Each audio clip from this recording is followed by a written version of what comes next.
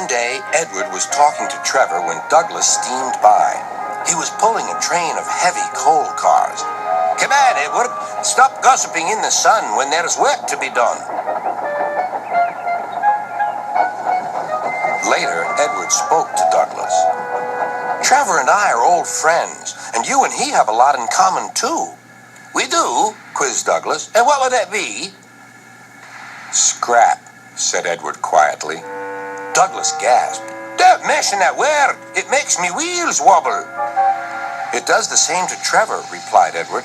"He was being sent to the scrapyard, but the vicar and I saved him, and now he's really useful again.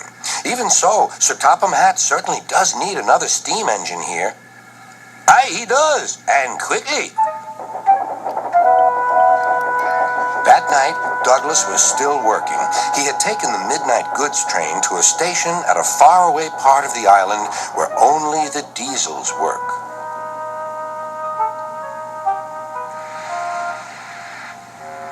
He was just shunting, ready for his return journey, when... "That sounds like a steam engine," he thought. The hiss came again. "Who's there?" asked Douglas. A whisper came. "Are you Sir Topham Hatt's engine?" "Aye, and proud of it. Well, I'm Oliver, and I'm with my brake van towed. We've run out of coal and have no more steam." "But what are you doing?" "Escaping." "From what?" "Scrap." Douglas shivered. Then he remembered Edward's story about saving Trevor. "I'll be glad to help you. It'll have to look, though, as if you're ready for scrap and I'm taking you away." Their drivers and firemen agreed to help, too. Everyone worked fast.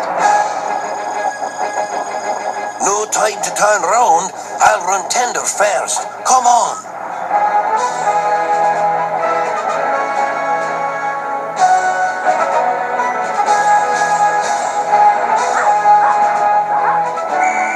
Before they could clear the station, they were stopped. "Aha!" called the foreman. "A Great Western engine and a brake van, too. You can't take these." "Aye, but they're all for us," said Douglas's driver. "See for yourself." The foreman looked all over Oliver.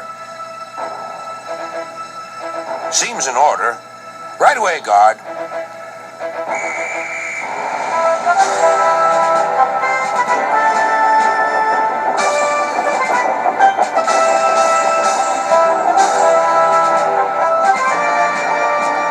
"That was a near thing."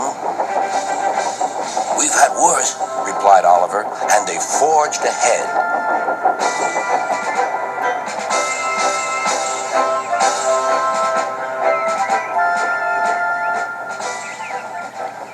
It was daylight when their journey ended. "We're home!" cried Douglas. "Shh," said his driver. "There are the works. We'll find a place for Oliver." Oliver said goodbye and thank you, and Douglas puffed away. The next day, Douglas told the other engines all about Oliver. "Sir Topham Hatt will have to know," said James. "Douglas should tell him at once," added Gordon. "Well, here he is," said a voice. "Now, what's this all about?" "Beg pardon, sir, but we do need another engine." "Yes, sir," ventured Gordon. "A steam engine, sir." "Well, unless one is saved from scrap, there's little hope." "But, sir, one has." "Yes, indeed. And thanks to you, Douglas, he is now at our works. Oliver is just what we need for Duck's branch line." Everyone cheered. Now, Oliver and Toad are mended and painted in full Great Western colors. Duck and Oliver are happy on their branch line. The others laughed at first and called it the Little Western. Duck and Oliver were delighted, and so the Little Western it will always be.